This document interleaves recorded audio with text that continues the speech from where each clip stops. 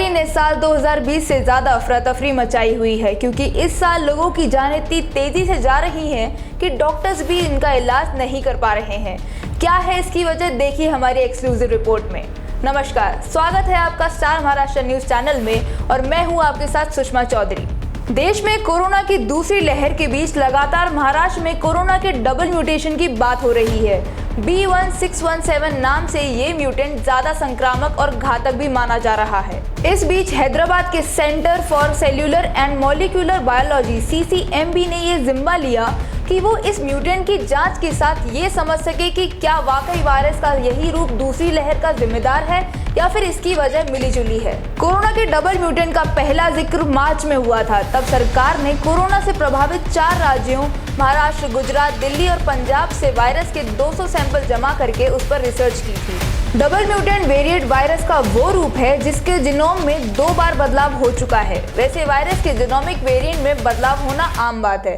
दरअसल वायरस खुद को लंबे समय तक प्रभावी रखने के लिए लगातार अपनी जेनेटिक संरचना में बदलाव लाते रहते हैं ताकि उन्हें मारा ना जा सके। ये सर्वाइवल की प्रक्रिया ही है जिसमें जिंदा रहने की कोशिश में वायरस रूप बदल कर खुद को ज्यादा मजबूत बनाते हैं। ये ठीक वैसा ही है जैसे हम इंसान भी खुद को बेहतर बनाने के लिए कई नई चीजें सीखते और आजमाते हैं। बस वायरस भी इसी फॉर्मूला पर काम करता है। B1617 के साथ भी यही हुआ। ये वायरस कई बार म्यूटेशन के बाद कमजोर हो जाता है। वहीं कई बार म्यूटेशन की ये प्रक्रिया वायरस को काफी खतरनाक बना देती है। ऐसे में ये जब होस्ट सेल यानी हमारे शरीर की किसी कोशिका पर हमला करते हैं तो कोशिका कुछ ही घंटों के भीतर वायरस की हजारों कॉपीज बना देती है।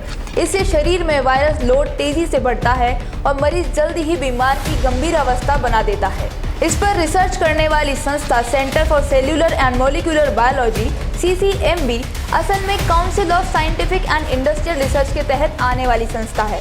फिलहाल ये जीनोम सीक्वेंस डिकोड करते हुए ये जानने की प्रक्रिया में है कि क्या B1617 नाम म्यूटेंट के कारण दूसरी लहर आई है।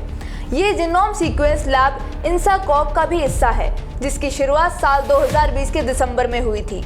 इंसाकॉग भी देश भर की 10 नामी लैब्स का संगठन है जिसका काम ही कोरोना वायरस में म्यूटेशन पर नजर रखना है।